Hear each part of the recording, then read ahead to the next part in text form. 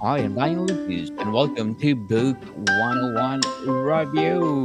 Book 101 is all about the books that I read for the last 40 years, and today I have my special guest. He is the author of several. He is the author of several books, no other than Mr. Thomas Wilson. Welcome Hello, to hello. Book 101, Mr. Thomas. And can you please introduce more about yourself? Absolutely. So, I am Thomas R. Wilson. I run R&H Creative Advocacy. We are a storytelling, event, and advocacy business dedicated to the power of storytelling and to the power of creativity in order to serve both underserved communities like the neurodiverse, mental health, and many other communities, while also using creativity and our expertise in sensory friendly events to help serve those who, either whether or not they have a diagnosis, simply want to explore a more empathic, more kind, more sensory friendly experience. So, Mr. Thomas Wilson, thank you so much for sharing your talents to the world.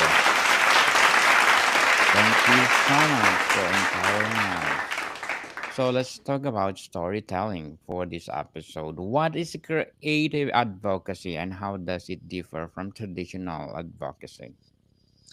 So I love that question to start off with. So, creative advocacy, in my mind, is advocacy that utilizes creativity as a means to educate, empower, and help build real life skills. So, a lot of the people I work with, whether they are youth or young children, all the way to 80 or 90, my mentality and my method is to use creativity, such as tabletop role playing games, such as art projects or writing or poetry, as a means to help people share their voice, build their voice and their confidence, and go into their lives more empowered. And so, part of the reason I call it creative advocacy is so often it is utilizing aspects of culture, often pop culture, as a means to help not only strengthen and raise community voices, but to access those who may not necessarily be open or willing to try traditional means of care, on top of something that's a little different than regular advocacy. Is so often, instead of going up to like the state capitol and talking about the change that needs to happen or organizing in large groups, so much of what I do is done kind of on a grassroots level, meeting people in the community, setting up events, and really working hard to work with people on a one-on-one or a small group basis. That being said, I do acknowledge there's a lot of power and advocacy in and of itself, and in a lot of ways, part of the thing that makes creative advocacy stand out is the willingness for myself and those who work alongside me to take in and utilize alternative, often overlooked methods in order to help people feel strengthened on their day to day basis. So, Mr. Thomas, how would you impart advocacy in your writing? So, advocacy in my writing has always been a big deal. I have been writing ever since I was very young, and a big part of that is through me telling my story as someone with lived diagnosis with neurodiversity and mental health, among many other diagnoses.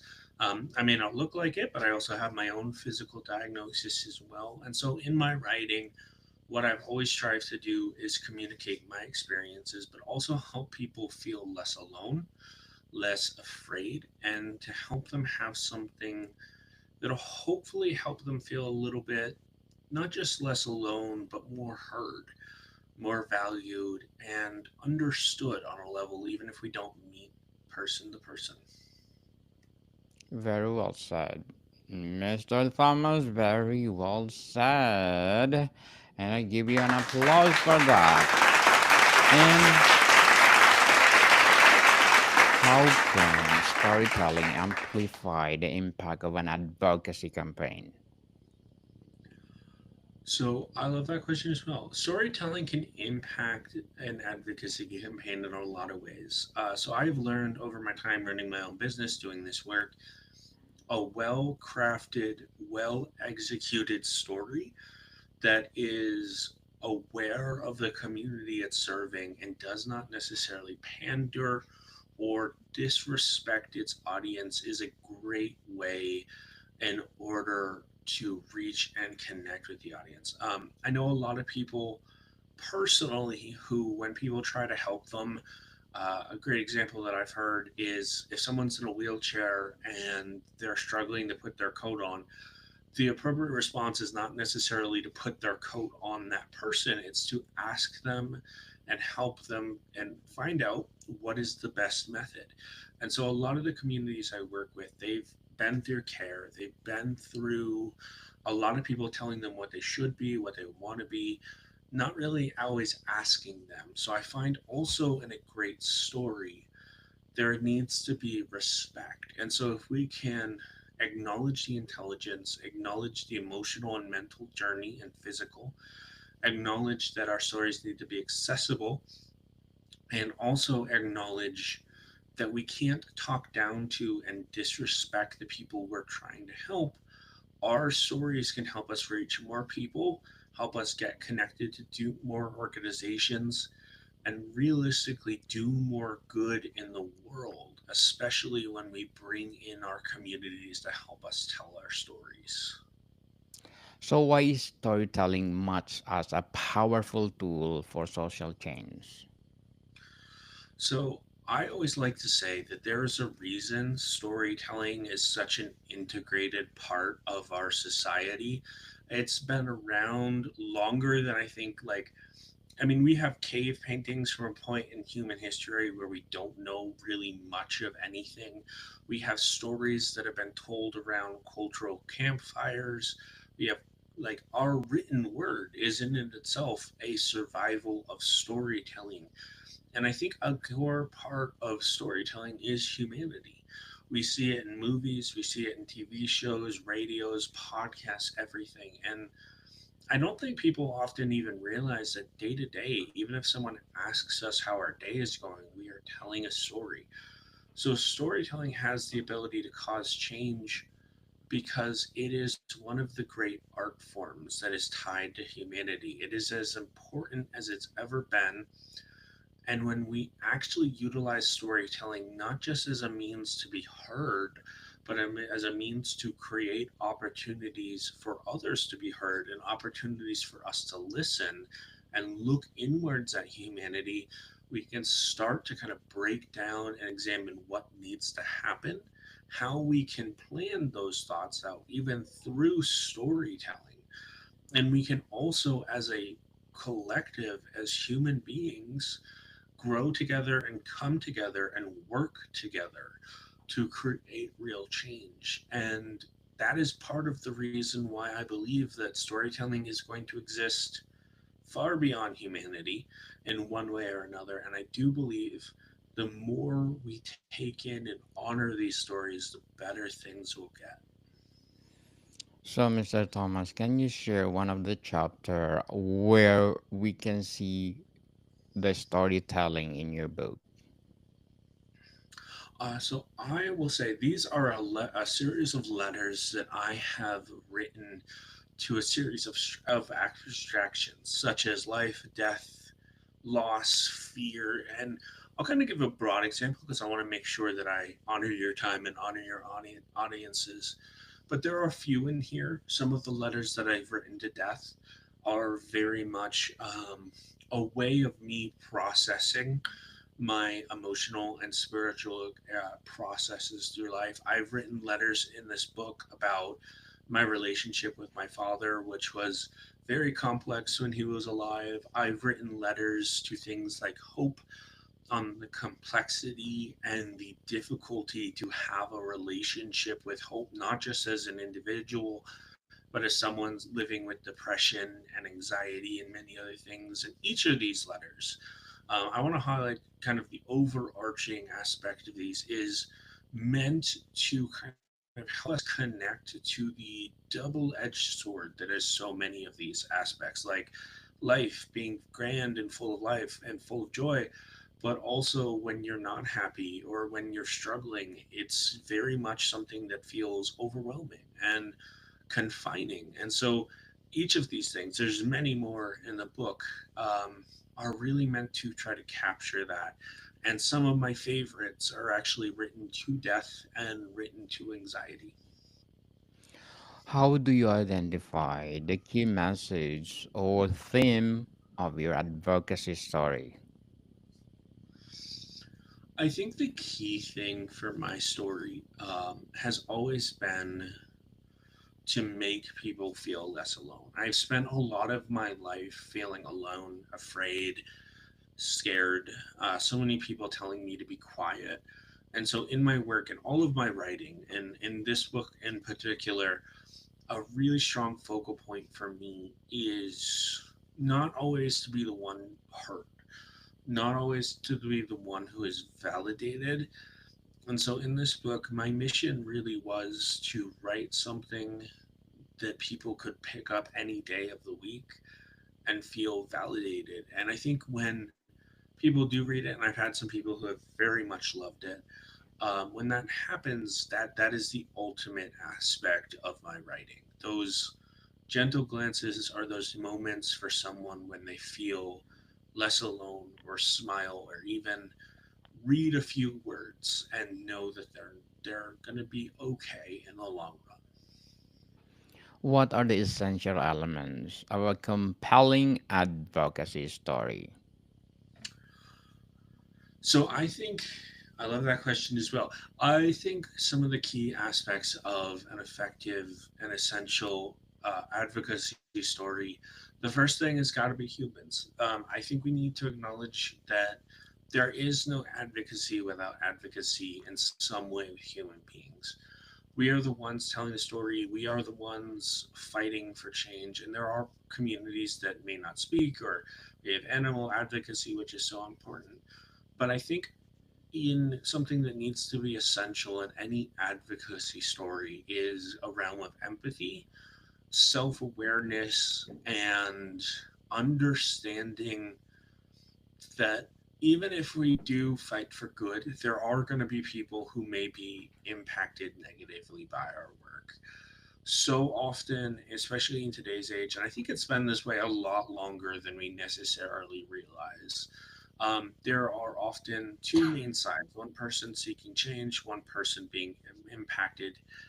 And I think when we look at the idea of it's us versus them, or them versus us, or in some way or another, it's important to note that advocacy needs to be good for all people. It needs to have a positive, sustainable, and accessible form of communication and implementation. And if we forget that and start advocating for only one side, or start trying to silence people because they are advocating, then that is where advocacy fails. And I think we need to really, really make sure that we are utilizing and captivating empathy in some very important ways. So, how do you balance emotion and facts in storytelling for advocacy? Can you say that one more time for me? How do you balance emotion and facts in storytelling for advocacy? So I think a big part of it is the realm of self awareness. There is so much power in telling our stories, in reaching out to the world, and accessing things, and fighting for good causes. Um, but I do believe the great balance between those is self awareness. If we start fighting for things that just we don't like because they make us mad, or fighting for things in a way that is hurtful or hostile, or starts to hurt the people that we're fighting for in some very detrimental ways, then we're not actually doing good. Where a lot of advocacy, unfortunately, can very much be boiled down to a group of people who want well, not a lot, but some advocacy can be boiled down to people who feel like they don't have as much and don't always realize how much they have. And so I think when we look at ourselves as advocates, as storytellers, it's very important also to practice gratitude and to make sure we are taking in more input than just our own. Um, when we start to close off groups because they don't agree with us, or close off people because they have an alternate opinion to something but they want to do good work, I think it's very dangerous, and that can start to block out empathy, self awareness, mindfulness, and it can just become an action of anger. Um, and I don't believe that we should ever fuel our actions largely on anger, as anger is a very false kind of power in this world. So, Mr. Thomas, what would be your advice for those people out there who want to be a storyteller? So, the first thing that I would say um, is if you want to be a storyteller, don't be mean to yourself. Don't make fun of yourself. Don't belittle yourself for having that goal. There's a lot of people who are going to try to squash dreams in this world. We can't give in to that. Dreams are very important. The second thing I would say is practice your stories, learn different avenues, read, consume media that is good for you, understand and explore how storytelling can help the world. And then the third thing I would also say is practice mindfulness and awareness. Practice ways to see beyond yourself. It's so common that stories have a mission and they have a goal to be told. But like I've said a few times, we need to be able to enforce empathy. We need to be able to enforce understanding and compassion for those around us. And the last thing I would say, no matter your success, I've had a wide variety over the course of my life. Don't forget those moments that helped you become who you are. You may rise up to great levels of success as a storyteller, but it's so important to stay grounded, to stay close, and to know what we can do, and to understand even if there's one realm of storytelling you don't succeed in or don't get the success you want, doesn't mean you're a failure. I always like to say be willing to stumble to explore where your talents are. And especially in today's day and age, there is so many opportunities, so many unique pathways forward to become a storyteller of some kind. So please do not judge yourself. Do not compare yourself to others. And always know that you've got to be kind to the people around you. And be grateful of what you have, people. Hmm. So, Mr. Thomas, what are your short term and long term goals in writing? My short term and long term goals. Right now, my short term, I'm going to be working on a couple articles centered around some fun aspects of writing. I don't want to give out too much just because I don't want to violate any agreements, but I will say they will involve things like role playing games and gaming and serving the community. My long term goals. So, one goal that I have way out there in the future, I would love to host a storytelling festival centered around my work on the Scottish Isles. Um, and a little bit closer to me right now, my longer but somewhat closer than that Scottish Isles one is to start compiling more and more stories. As I get older, as I continue this work, I very much someday want to write a book about my experiences and the power of this type of advocacy. And I really do think it would be very valuable for a wide chunk of people. Mr. Thomas, good luck for your goals in life and looking forward for more empowering storytelling out there. So, can you please invite our listeners to support all your books? Absolutely. Um, I can always make sure all my links are provided to you so that you have them for your audience for this podcast. And obviously, a requiem letters, the glimmer of a soul. I also have a broken church bells echo. You can find Thomas R. Wilson. I want to say thank you for this time. Yes, Mr. Thomas. Again, people, let's support Mr. Thomas Wilson because if you support him, more empowering books to come. So, Mr. Thomas, thank you for your time. Thank you. More to come, people. See you soon. So, Mr. Thomas, if you are interested to be part of my podcast next year, do please do